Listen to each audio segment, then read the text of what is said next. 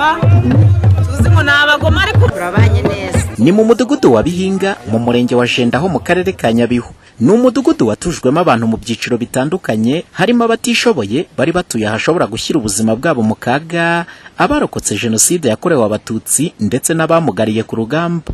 Aba bose ngo guhurizwa hamwe mu mudugudu ndetse bakanahasanga abandi baturage bari batuye mu nkengero z'uwo mudugudu ngo ntibyahise bibakundira kubana neza kuko bishishanyaga. Oya twari tuzi ngo ntago bazaje barayaduha, tuzi ngo nabagoma ariko ubu ni umva. Kubera iki mwavuga ngo nabagome? Kubera ko tutari tuzi abarimu bazaza mwayobaza. Ariko ubu ubu ni abantu b'abataramu tubanye neza. Tuhaga n'ikitari amazi bakiduha. None se mbere mwari muzi ko babaha amazi cyangwa mwarikandagira? Abo twikandagiraga twaragiye bakiza tubisanzuraho, mbega harimo n'inshuti zacu.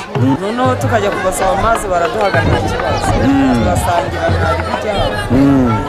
Mbese ibintu by'umwiryane ntibibaho. Ntabwo ujya gusaba amazi se bwa mbere wari uzi ko barayaguha cyangwa wagiye wikandagira? Twari tuzi ko batarayaduha. Gute byari bimeze dusangiza? Tuzi kubera tutari duturanye, tutari dusanzwe duturanye.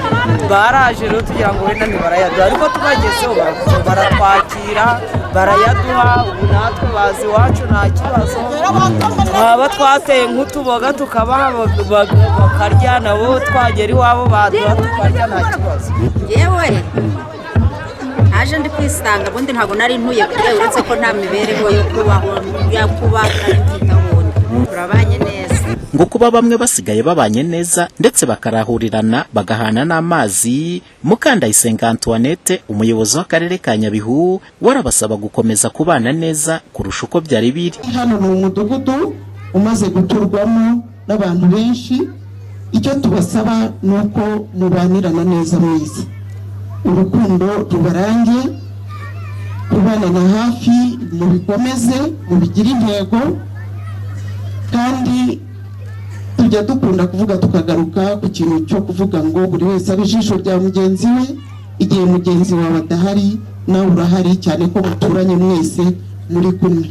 Kugeza ubu muri uyu mudugudu wa Bihinga imiryango isaga 60 niyo imaze kuhatuzwa. Umuhoza Honore, Flash TV, mu karere ka Nyabihu mu burengerazuba bw'u Rwanda.